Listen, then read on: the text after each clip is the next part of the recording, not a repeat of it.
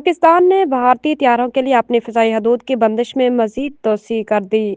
Pakistan airport authority (پی اے اے) نے بھارتی طیاروں کے لیے فضائی حدود کی بندش میں توسیع کا نوٹس جاری کر دیا۔ وینزویلا کے خلاف امریکہ کی حالیہ اور غیر معمولی کارروائی، جو ایک خود مختار ریاست کے برسر اقتدار صدر کی گرفتاری تک جا پہنچی، بین الاقوامی سیاست کی اصطلاح حقیقت کو بے نقاب کرتی ہے جس پر عموماً پردہ ڈال دیا جاتا ہے۔ خود مختاری کو اخلاقی قدر نہیں بلکہ طاقت کے توازن سے جنم لینے والی ایک عملی حقیقت ہے۔ گلوبل ساؤتھ کے لیے یہ واقعہ محض وینزویلا کی سیاسی شکست نہیں بلکہ اس بات کی یاد دہانی بھی تھی کہ جب طاقت کا عدم توازن شدید ہو اور روکنے کی صلاحیت بھی موجود نہ ہو تو دنیا در حقیقت کیسے کام کرتی ہے۔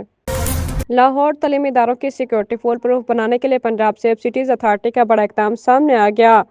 اساتذہ روزانہ 3 بار سیکیورٹی سٹیٹس اپڈیٹ کریں گی۔ لاہور سمیت پنجاب بھر کے تمام سکولز اور کالجز کے لیے virtual centre for educational security قائم کیا جائے گا۔ سکولز، کالج کے اساتذہ اور سیکیورٹی سٹاف کی سیف سٹیز سسٹم میں رجسٹریشن مکمل کر لی گئی ہے۔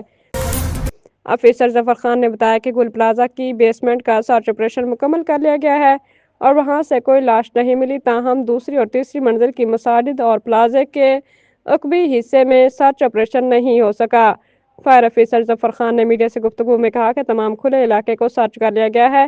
جو ایریا بلڈنگ گرنے کی وجہ سے دب گیا ہے وہ اب سرچ نہیں ہوا۔ دوسری اور تیسری منزل پر موجود مساجد میں آپریشن باقی ہے۔ ملبے تلے دبے اور رمپا پلازہ سے متصل حصہ بھی ابھی باقی ہے۔